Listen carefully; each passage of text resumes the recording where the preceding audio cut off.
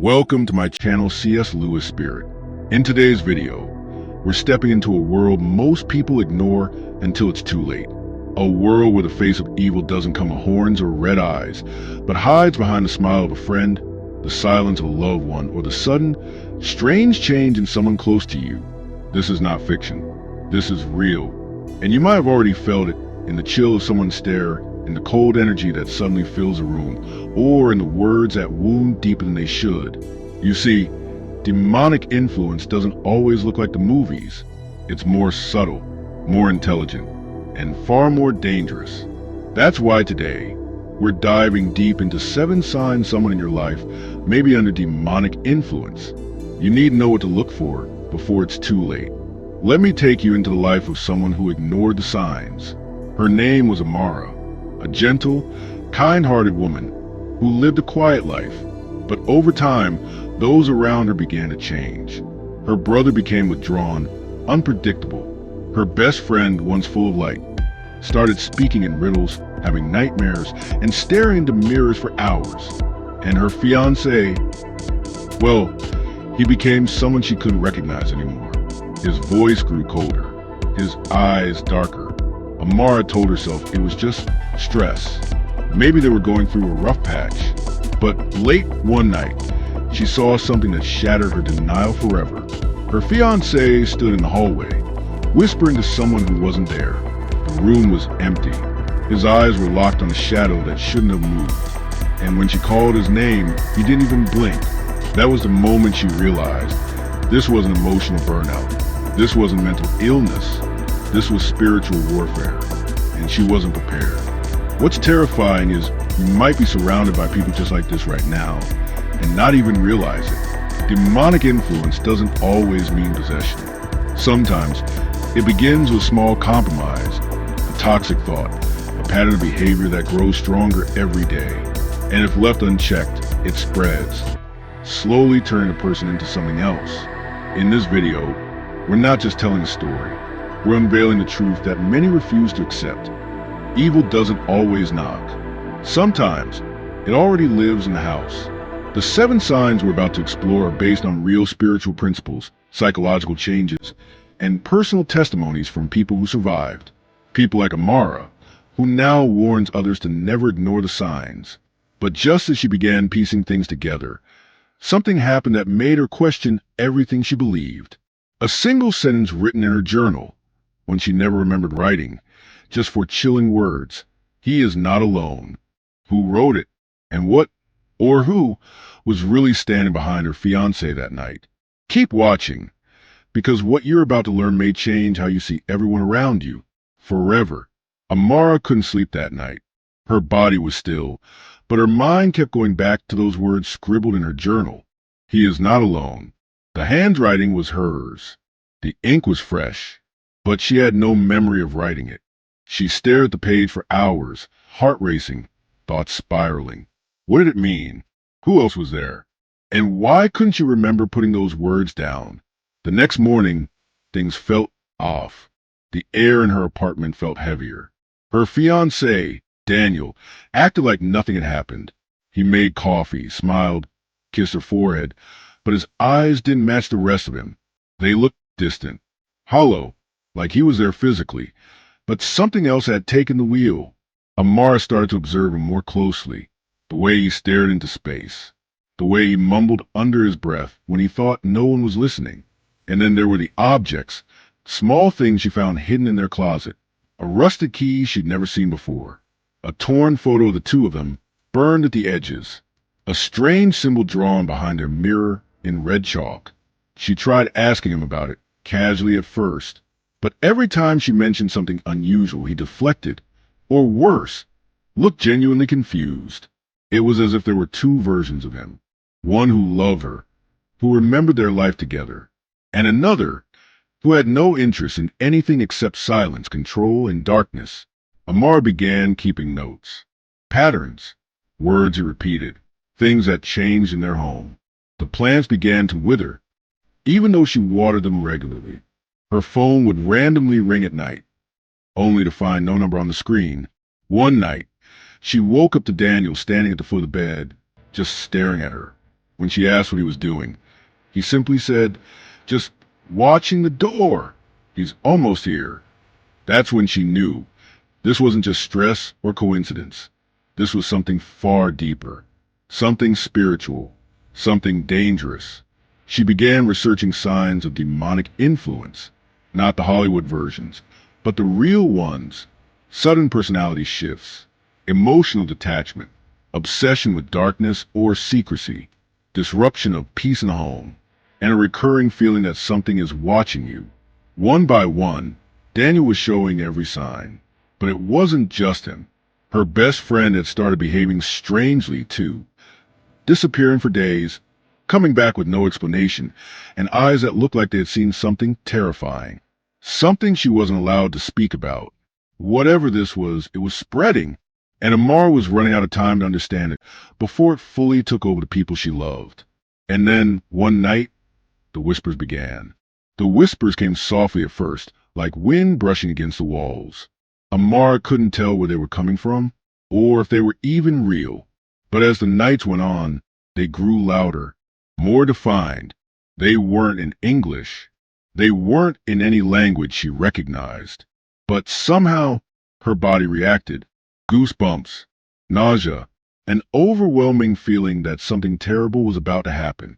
Meanwhile, her best friend Lena had gone completely silent. No texts, no calls. When Amara finally visited her apartment, she found the door unlocked. Inside, the lights were off, the air thick with incense and something darker. Papers were scattered across the floor. Candles had melted into blackened pools. And on the wall, written in charcoal, were the same symbols she'd seen behind her own mirror. But this time there were dozens of them. Amara didn't stay long. She called Lena's name, but no one answered. Just the sound of something moving in the other room. Too slow, too heavy to be her friend. She backed out quickly, locked the door, and ran. Back home, Daniel had changed again. He didn't sleep anymore. He stood by the window at night, whispering the same phrases over and over. When she asked what he was saying, he only smiled and said, "They're listening." That word, they, echoed in her mind. Who were they? Amara began to wonder if this wasn't just demonic influence over individuals, but a coordinated spiritual attack, one that targeted not only minds, but souls. The signs were clear: emotional shifts, spiritual disconnection, unexplained behavior, strange rituals. And now, even her own reflection had begun to look unfamiliar, like something inside her was starting to change too. What scared her most wasn't what she'd seen. It was what she was becoming. Amara stopped trusting mirrors. Every time she looked into one, there was a flicker, just a second, where her eyes didn't look like her own. They were darker, colder. Sometimes, her reflection smiled even when she didn't. It wasn't just Daniel or Lena anymore.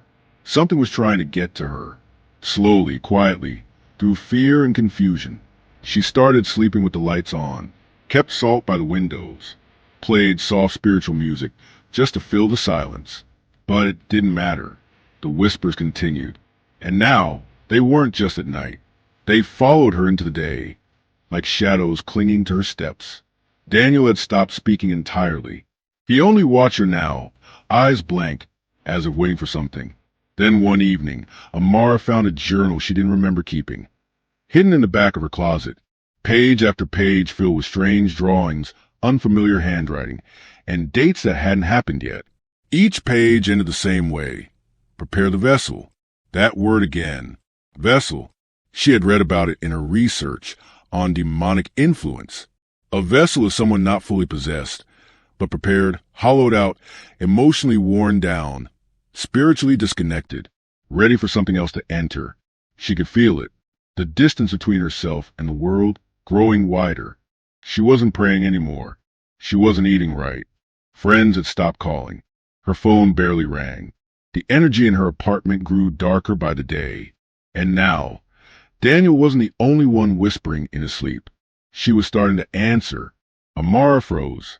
Her breath caught in her throat as a movement in the corner shifted again, slow, deliberate, like it wanted her to see it. But when she flicked on the lamp, there was nothing there. No figure, no shadow, just the quiet hum of electricity and the pounding of her heartbeat. She wanted to believe it was all in her head. But then she noticed something chilling. The salt she had carefully laid across the windowsill earlier was gone. Not spilled, not brushed aside, just gone. The next morning, she went to her childhood church. She hadn't been there in years, but something inside her said she needed answers, real answers. The pastor was old now, nearly blind, but when she explained what had been happening, his expression changed. Not with fear, with recognition. He didn't ask questions. He just pulled out an old wooden box and handed her a photo, aged and curling at the corners. Amara's blood ran cold. It was a picture of her fiancé, but taken over 30 years ago. He's one of them, the pastor whispered. They move through people. They wear faces like masks. And once they find someone close to the light, they work slowly, breaking them down, until the body is ready. Amara's legs felt weak. She stared at the photo, then at her hands, trembling. If Daniel wasn't Daniel, who had she been living with all this time? That night, she packed a small bag and returned home only to grab her things and leave. But as she stepped to the front door, she found Daniel already waiting, standing in the hallway, completely still, as if he had been there for hours. The lights flickered again. Her phone died in her hand. And behind him, she saw Lena, except it wasn't Lena anymore. Her eyes were fully black, her mouth slightly open, whispering something inaudible, and both of them stepped forward calmly, as if welcoming her to something she couldn't yet understand. "You're ready now," Daniel said, and then all the lights went out. Somewhere in the darkness, a voice not her own whispered inside her head, clearly, patiently, "You opened the door, and now we're home." Amara's body wouldn't move. It was as if the darkness itself had weight, pressing against her chest, freezing her in place. She couldn't see Daniel anymore or Lena, but she could feel them, close, watching, waiting. The whispers grew louder now, inside her head, in her ears, everywhere. The apartment felt like it had collapsed inward, like time and space had twisted into something wrong. And yet, deep inside her, something stirred. She remembered the journal. Not the one with the symbols, but the one she had started months ago, when things began to change.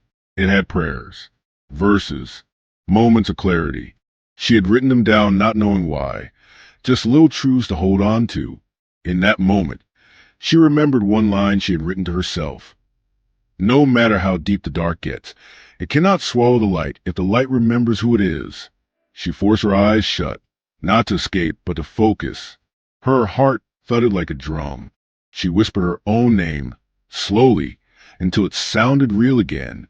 Amara, Amara, Amara. The voices tried to drown her out, but something in her voice, her truth, cut through him like a blade. The darkness pulsed. She felt the air shift. One breath, then another. She opened her eyes. Daniel and Lena were gone. The room was lit again, dim but visible. Her bag was at her feet. Her phone blinked back to life. For a second, everything was still, peaceful. She exhaled for the first time in what felt like days. But just as she turned to leave, she saw it. In the mirror near the door, her reflection wasn't moving. It was staring straight at her, smiling. It raised its hand slowly, pressing it against the glass. And though she hadn't moved, it whispered, "We'll wait. You're not finished yet." And then it was gone. Her reflection returned to normal. She left the apartment, never looking back. But some doors, once open, never fully close. Amara never returned to that apartment. She moved into a small guest room at her grandmother's house in the countryside, where the nights were quiet and the air felt clean. For weeks, she couldn't sleep. Not because of fear, but because of everything she now understood. The signs of demonic influence weren't just about shadows or voices. They were about what we allow to grow inside us when we stop protecting our spirit. When we ignore the shift in someone's energy, when we pretend darkness can't touch us just because we choose not to see it. She spent her days researching, healing, and reconnecting with the version of herself she had almost lost. She found her voice again, not just through prayer or meditation, but by speaking to others who had gone through similar battles. Some had escaped, some hadn't, But all of them had one thing in common. They had ignored the early signs.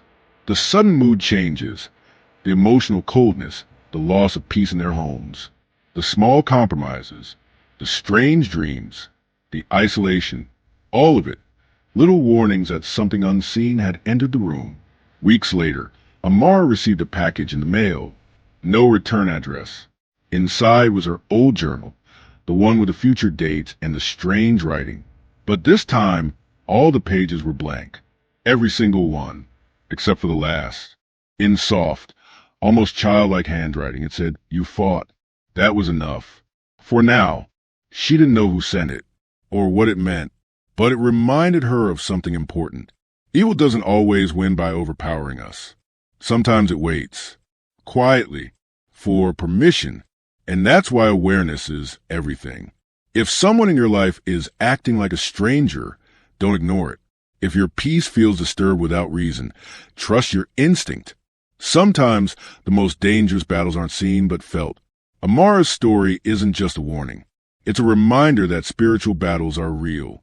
And recognizing the 7 signs of demonic influence, emotional disconnection, personality shifts, obsession with darkness, unexplained fear, disturbing dreams, loss of self-awareness, and SP,